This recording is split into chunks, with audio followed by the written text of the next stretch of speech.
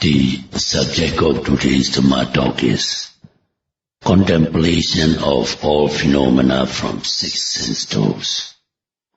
When a person is engaged in vipassana bhavana or insight meditation, one has to note all kinds of occurrences and sensations that appear in one's six sense organs. Six sense organs are eye, ear, nose, tongue, body and mind. When engaged in sitting meditation, we prescribe the primary object or noting as rising and falling of the abdomen and sitting posture of the body and the touching point. In addition to the primary object, meditator has to note also all other phenomena that come to his six sense organs. Noting of rising and falling of the abdomen is the primary object, and it can be compared to one's house where one usually stays at home. So when engaged in sitting meditation, rising, falling only is the primary object. 在修 While one is noting rising and falling of the abdomen, if one hears some sound, one has to abandon this rising, falling and note the sound, take up the sound as object and note as hearing. When the sound fades away, one has to go back to the rising and falling of the abdomen again. And when one sees things in one's vision, one has to note seeing.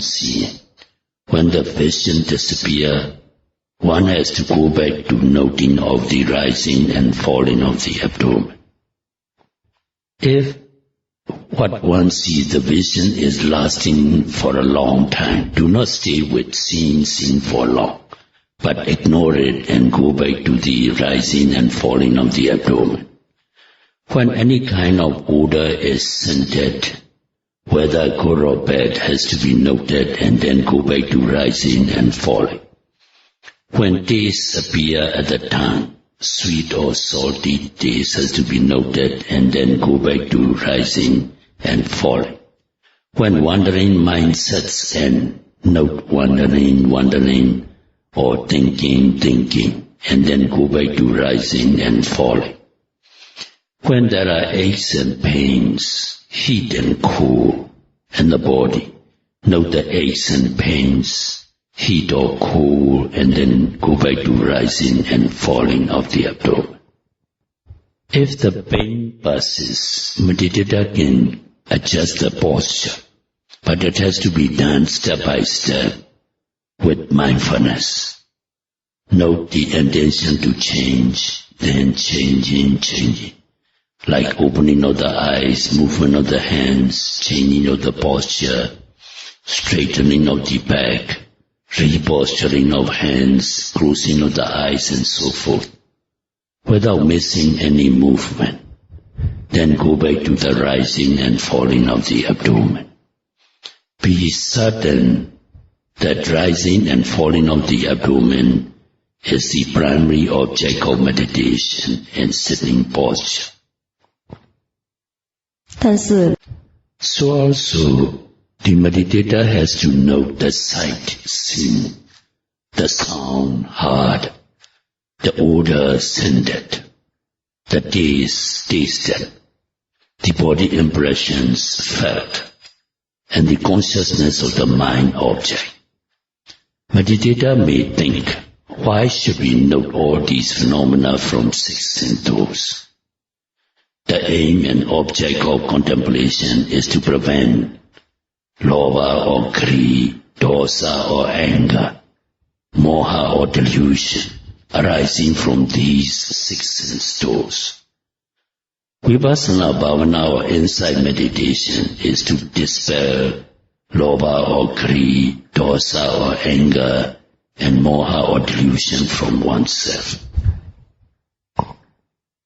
The Satipatthana Sutta, that discourse on mindfulness meditation, Buddha said, Vinaya loke abhijado manasa. The meaning is, greed and anger are liable to attack the loka. Loka means this upadana khanda that constitute the being. And by contemplating the phenomena only, it can be dispelled and dissolved from moment to moment. Contemplation of these phenomena is the only way to prevent greed or lobha and anger or dosa and moha or delusion. And anger can enter only through these 6 sense doors. In Pali, these 6 sense organs are called dwara, which means a door. As doors are the entry points to enter a house or a building, so also greed, anger and delusion will enter into a person through the 6 sense doors of eye, ear, nose, tongue, body and mind.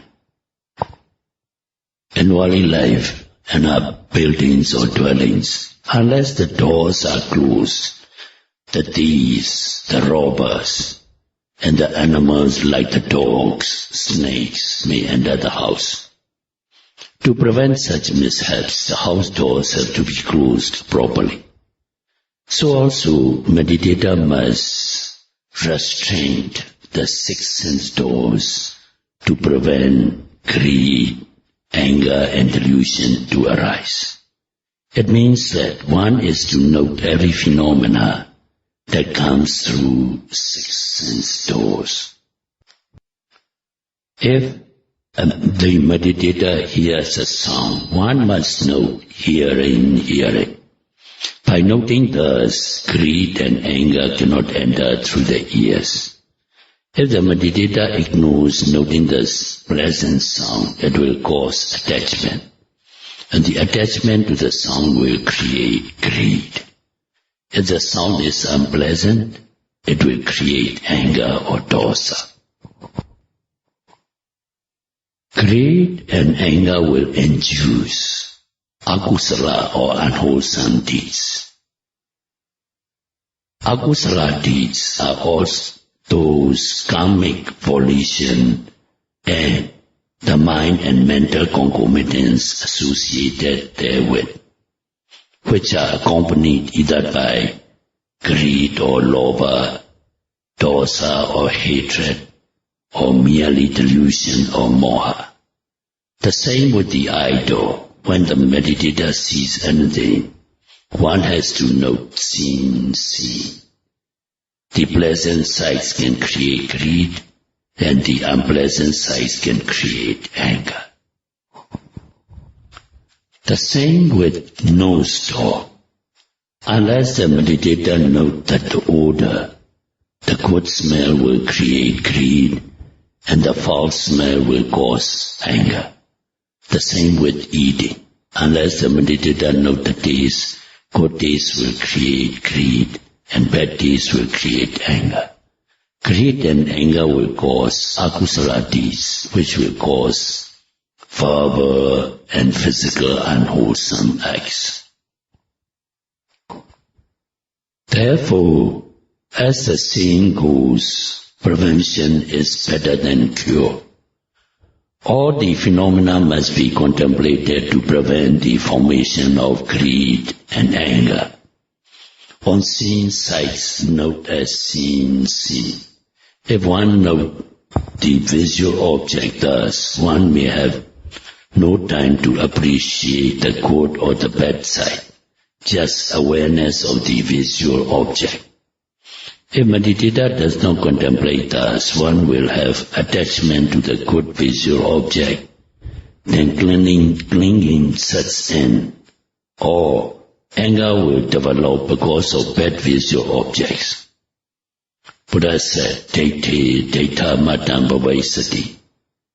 Visual objects, when noted at the time of seeing, will stay as only a visual object, creating no sensation or no attachment.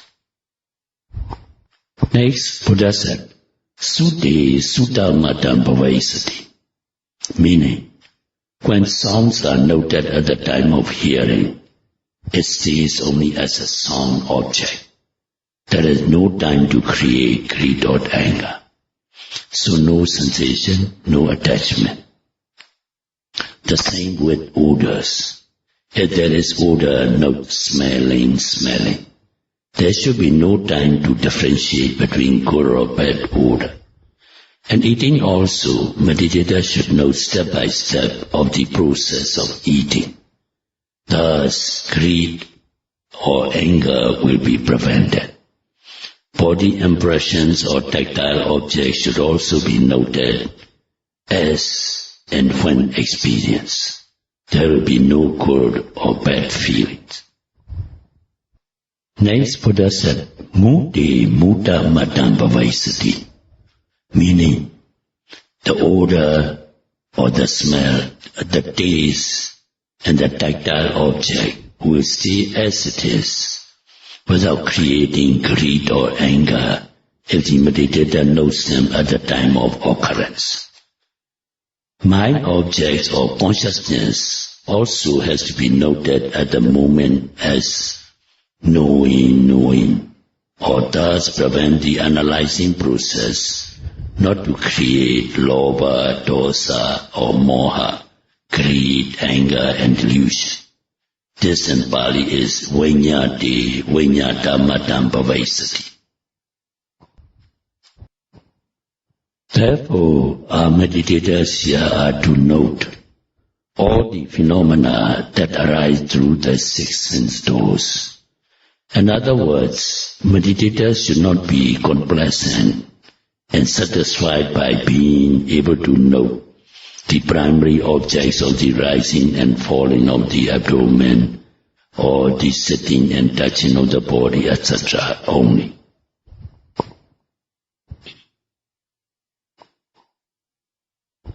Contemplation of all arising phenomena through six sense doors is also called Potila precedent. During our Lord Buddha's time, there was a very learned abbot by the name of Potila Mahathera, who was a renowned teacher of scriptures. He taught to 500 sanghas from 18 different sects of that time, and was respected by his pupils. One day, this Potila Mahathera went to the monastery of Lord Buddha to pay respects to the omniscient Buddha. But Lord Buddha greeted him, Ehi Tokcha Potila, come, useless Potila, Vanda Tokcha Potila, bow down, useless Potila, Nisida Tokcha Potila, sit, yo useless Potila. Yahi Tokcha Potila, go, useless Potila. Potila Mahathera reflected, why omniscient Buddha called him useless Potila, even though he was teaching scriptures to 18 sects of Sangha with great success. Then he realized that he was only engaged in priyati, meaning the teaching line only, but totally neglected patipati or the practical meditation, this bhavana or meditation line. So he decided to remedy his shortcoming, and he stopped his teaching lessons and taking 3 robes and alms bowl, as was the custom for monks at that time, left for a meditation center where patipati or this practical meditation was practiced with a firm determination to strive for the attainment of arhat. If a person wishes to practice vipassana bhavana or insight meditation, it is for one best to go to a meditation center where there are facilities for meditation, good meditation teachers for guidance, and accommodations and companions conducive for the intensive meditation practice. Potila Mahathera went to a famous meditation center where the abbot in charge and all other monks of the center, and as well as the samaneras, even the novices, had attained the most noble status of arhatship. Potila Mahathera first went to the most senior abbot and seek guidance in the insight meditation. To subdue Venerable Potila's conceit or mana of being a learned and famous abbot, which can be a hindrance to the practice, Potila Mahathera's request was rejected by all senior monks in succession. He was so refused by all senior monks of the center, and at last he came to a young samanera who had also attained arhatship. Potila Mahathera paid due respects to this young samanera and requested the meditation method and implored the samanera to accept him as his meditation pupil. The young samanera also refused at the first instance, showing the same reason. But Potila Mahathera insisted and pleaded and pledged to obey his instructions to the letter. The young samanera arahant, seeing that the famous abbot was quite amenable, accepted as his pupil. To convince Potila Mahathera the importance of noting all phenomena that come to the six sense doors of human beings, he asked the senior abbot how he would catch the iguana, which stays in a mound with 6 holes. Potila Mahathera replied that he would close 5 holes of the mound, leaving only 1 hole open, and catch the iguana when it comes out from the only hole open.